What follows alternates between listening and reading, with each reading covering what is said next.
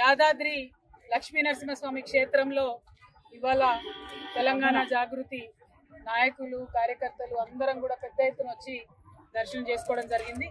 మరి ప్రత్యేకించి మొన్న తిరుమలకు వెళ్ళి ఈరోజు లక్ష్మీ నరసింహస్వామి దగ్గరికి వెళ్ళి వరుసగా ఒక్కొక్క పుణ్యక్షేత్రానికి వెళ్ళి తెలంగాణ జాగృతి జనం బాట అనే కార్యక్రమం ఏదైతే ఈ నెల 25వ తారీఖున చేపడతా ఉన్నామో ఆ కార్యక్రమం మరి ఎటువంటి అవాంతరాలు లేకుండా జరగాలని ప్రజల వద్దకు మేము వెళ్ళేటటువంటి క్రమంలో ప్రజా సమస్యల్ని అర్థం చేసుకునేటటువంటి శక్తి ఆ భగవంతుడు మా జాగృతి నాయకులందరికీ కూడా ఇవ్వాలని చెప్పి ఒక విశ్వాసంతోని ఒక ఆలోచనతోని మరి దైవ దర్శనాలన్నీ చేసుకుంటా ఉన్నాము.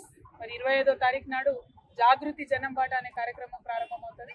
మా నిజామాబాద్ జిల్లా నుంచి మా సొంత ఊరు నుండి ప్రారంభించి 33 జిల్లాలు కూడా 4 నెలల పాటు కంటిన్యూస్ గా మేము మరి పర్యటన చేస్తాం.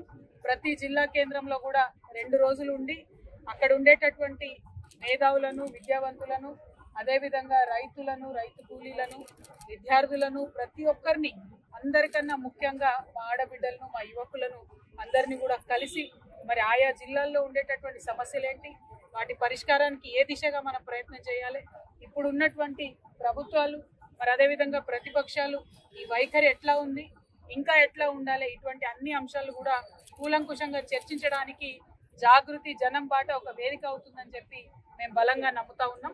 మరి ఈ యొక్క కార్యక్రమంలో ఆ దైవం యొక్క ఆశీర్వాదం ఉండాలని ప్రజల యొక్క ఆశీర్వాదం ఉండాలని మనస్ఫూర్తిగా కోరుకుంటా ఉన్నాం.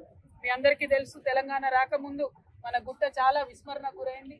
మన గుట్టకు తెలంగాణ వచ్చినాక గౌరవనీయులు కేసీఆర్ గారి ఆధ్వర్యంలో మంచి ఆదరణ వచ్చింది. చక్కగా పునర్నిర్మించుకున్నాం.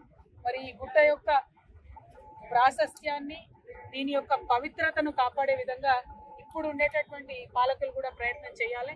మేము అక్కడ వస్తూ ఉంటే చూసినాం రకరకాల విచిత్రమైన హోర్డింగ్లు అడ్వర్టైజ్మెంట్లు గుట్ట మీద పెడుతున్నారు. అటువంటి కాకుండా తిరుమలలో ఏ విధంగా అయితే కేవలం స్వామివారి కార్యక్రమాలు వస్తాయో స్వామివారి ఫోటోలు పెడతారు అటువంటి పెడితే భక్తులందరికీ బాగుంటుంది. ఇంకా చాలా సమస్యలు గురి చుట్టూ ఉన్నాయి.